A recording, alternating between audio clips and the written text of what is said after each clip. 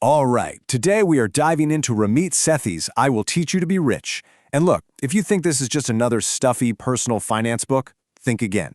This is the no guilt, no excuses, no BS guide to building a money system that actually works for you, so you can stop stressing and start living.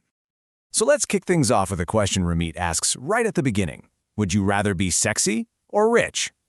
He asks this to immediately mess with our assumptions.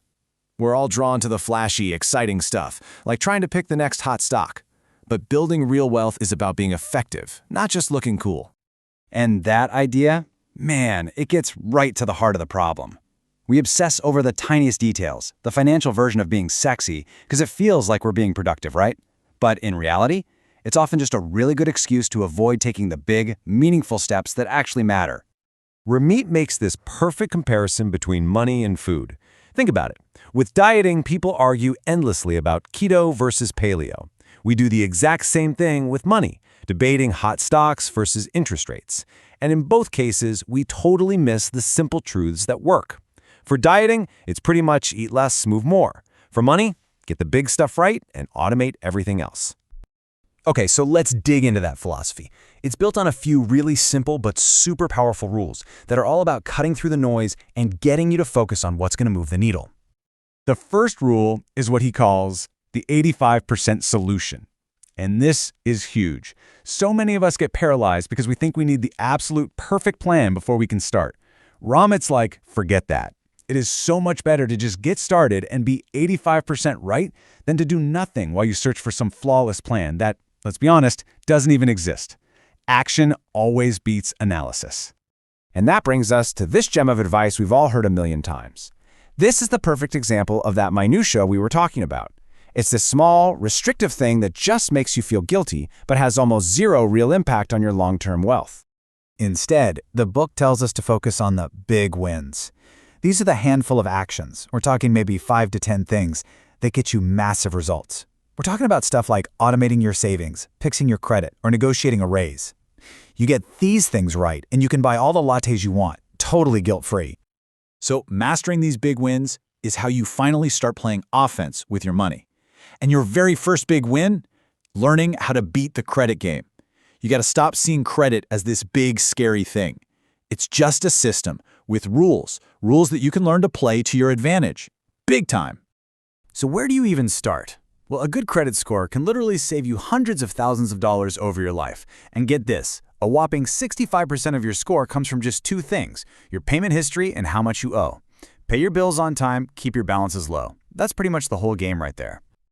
But what happens when we play that game wrong? Let's take a super common example. Say you buy a $1,000 phone on a credit card, and you just decide to pay the minimum each month. I mean, how bad can it really be?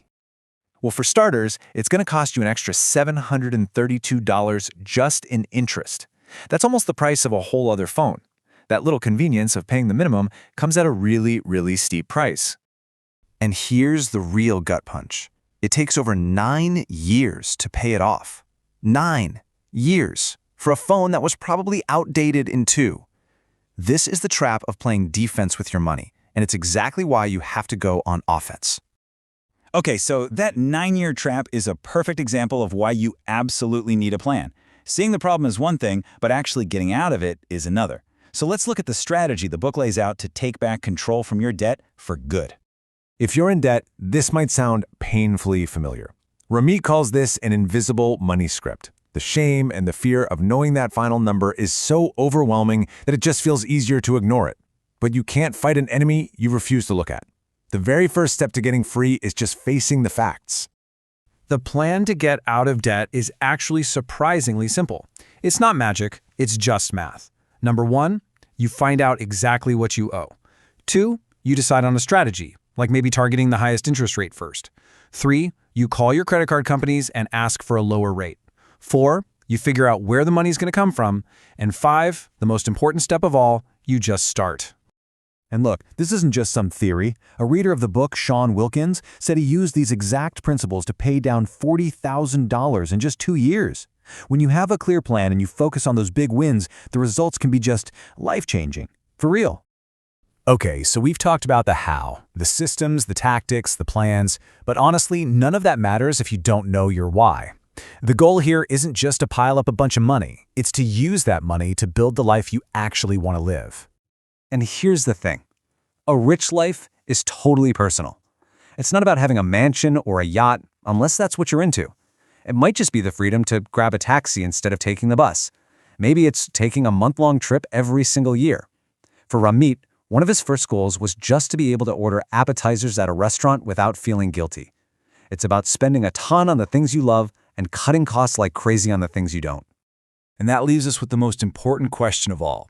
The book gives you the toolbox, but you have to be the architect. So take a second and really think about it. What does your rich life actually look like?